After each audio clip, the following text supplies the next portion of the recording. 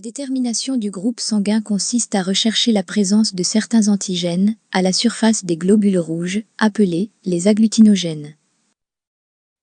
Au laboratoire, on recherchera la présence des antigènes A et B appartenant au système ABO, ainsi que celle de l'antigène D appartenant au système Rhésus.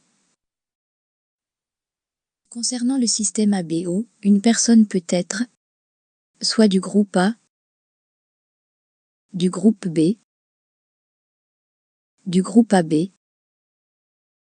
ou du groupe O, c'est-à-dire ni A ni B. Si, à cela, s'ajoute le système Rhésus, une personne peut être, pour le groupe A, soit A positif ou A négatif. Pour le groupe B, soit B positif ou B négatif. Pour le groupe AB, soit AB positif ou AB négatif. Et pour le groupe O, soit O positif ou O négatif. Concernant notre patient, voici les deux questions qui se posent. Quel est son groupe sanguin?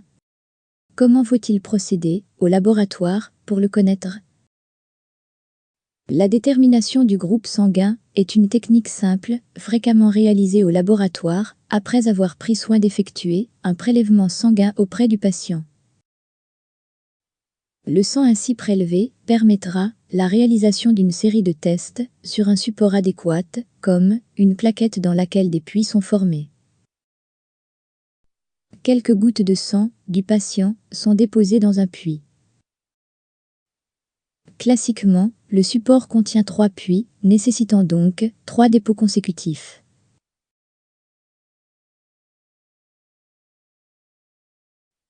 L'étape suivante consiste à l'ajout d'un sérum contenant des anticorps dirigés contre un agglutinogène donné. Le sérum anti-A contient des anticorps dirigés contre l'agglutinogène A. Ces anticorps sont appelés les agglutinines anti-A. Le sérum anti-B contient des anticorps dirigés contre l'agglutinogène B.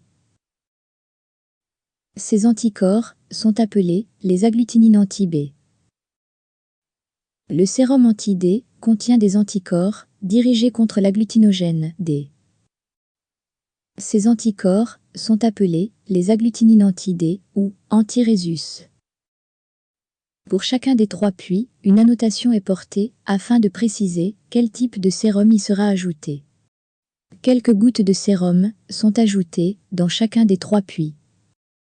Le sang et le sérum sont mélangés à l'aide d'un agitateur afin de favoriser la mise en contact entre les globules rouges et les anticorps du sérum. Après un temps d'incubation relativement court, une réaction d'agglutination apparaît dans certains puits. La lecture des résultats peut, dès lors, être effectuée et le groupe sanguin du patient déterminé. Au regard des résultats, quel est donc le groupe sanguin du patient? Le patient est de groupe sanguin A+. Comment s'explique le phénomène d'agglutination constaté dans certains puits? Une observation au microscope optique du contenu du puits dans lequel s'est produit l'agglutination révèle une organisation des globules rouges en amas. En revanche, une observation au microscope optique du contenu du puits dans lequel il ne s'est pas produit d'agglutination révèle une organisation plus éparse des globules rouges. Comment s'explique donc, au niveau moléculaire, le phénomène d'agglutination, encore appelé hémagglutination? Les globules rouges du patient portent l'agglutinogène A. L'ajout des agglutinines anti-A à ces globules rouges induit la formation de complexes immuns correspondant à l'association étroite entre l'anticorps et l'antigène correspondant. Il se produit un pontage entre les globules rouges qui sont unis en quelque sorte par les anticorps. Ce regroupement forme un agglutinat visible à l'œil nu. C'est l'agglutination. L'agglutination avec les anti-D repose sur le même principe. la présence simultanée de l'agglutinogène et de l'agglutinine correspondante induit la formation d'un agglutinat.